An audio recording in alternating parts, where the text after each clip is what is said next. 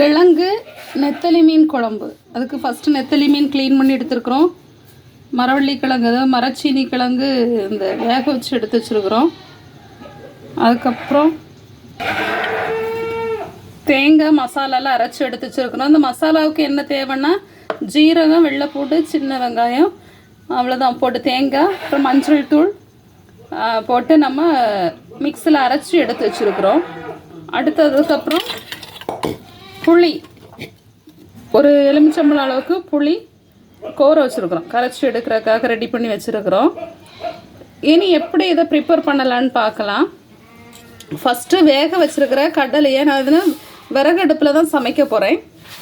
பார்த்திங்கன்னா மண் சட்டி, அது ஃபஸ்ட்டு நம்ம வேக வச்சுருக்கிற இது கிழங்கு கீழே வச்சுக்கலாம். சட்டியில் அடிப்பாகத்தில் வச்சுக்கலாம்.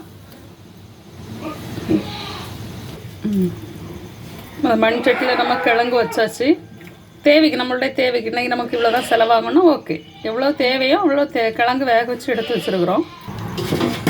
அடுத்து கொஞ்சமாக அரைச்சி வச்சுருக்குற தேங்காய், கொஞ்சம் லைட்டாக தான், நமக்கு ரொம்ப தேங்காய் இவ்வளோ தான், ஒரு 2 டீஸ்பூன் அளவு தேங்காய், அரைச்ச தேங்காய்.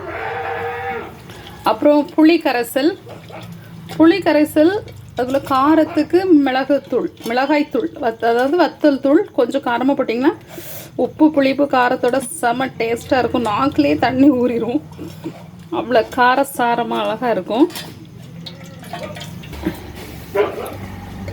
அடுத்து கொஞ்சமாக காரத்துக்கு மிளகாய்த்தூள், அதாவது வத்தல் தூள், கொஞ்சமாக மல்லித்தூள். தெரியுதா, நிழல் மறைக்குதுன்னு நினைக்கிறேன். கொஞ்சமாக மல்லித்தூள். மூடு, எதுக்கு பல்ல காட்டுதா? கொஞ்சமாக மஞ்சள் தூள். அப்புறம் கரைச்சி வச்சிருக்க புளி கரைசல்.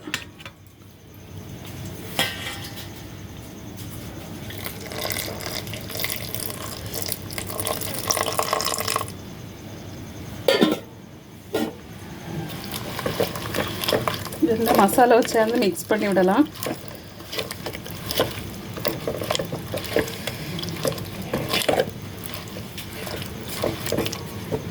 தேவைக்கு தேவையான அளவு தண்ணி சேர்த்துக்கலாம்.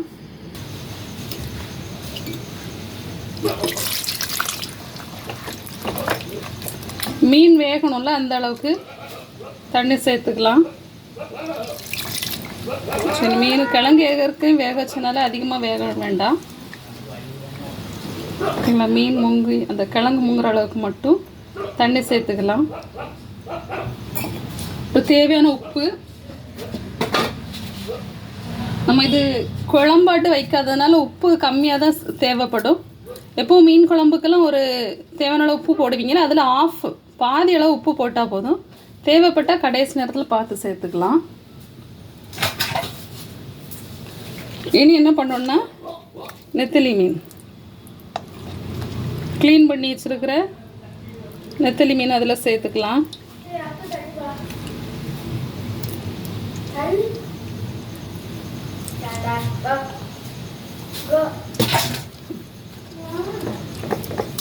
இந்த மீன் முங்கட்டும். இது தண்ணி இன்னும் வற்றி வைக்கும்போது உப்பு கரெக்டாக இருக்கும்.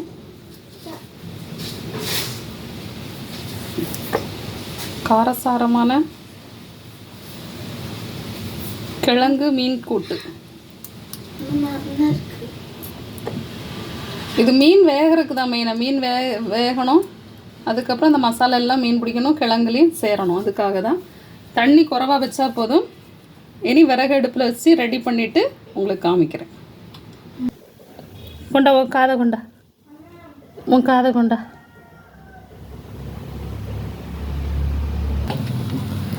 விறகு அடுப்பில் வச்சு ரெடி பண்ண தொடங்கிட்டோம்.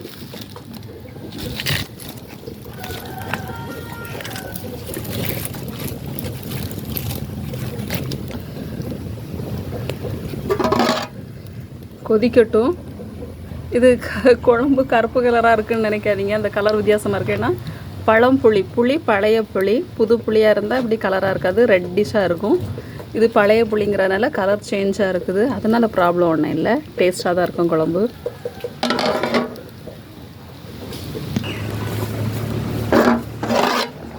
கொதிக்க தொடங்கிடுச்சு.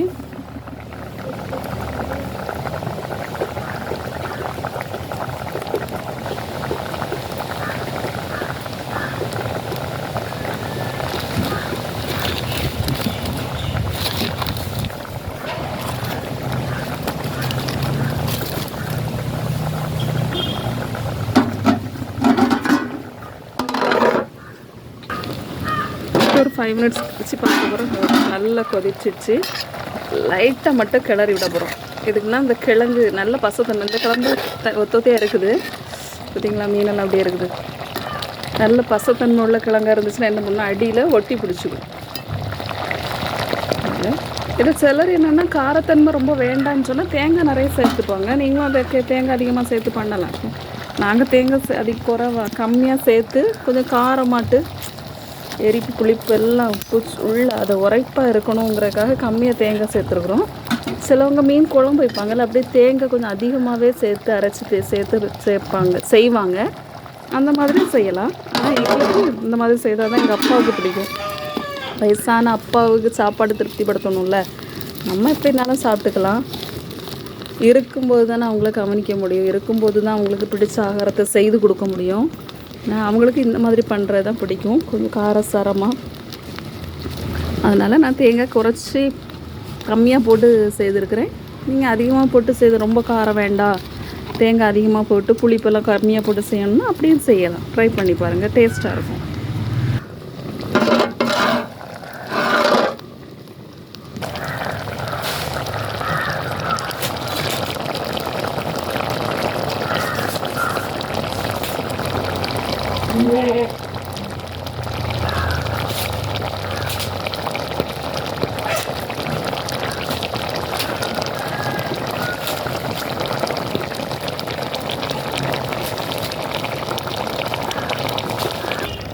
கிழங்கு மீன் கூட்டு ரெடி ஆயிடுச்சு.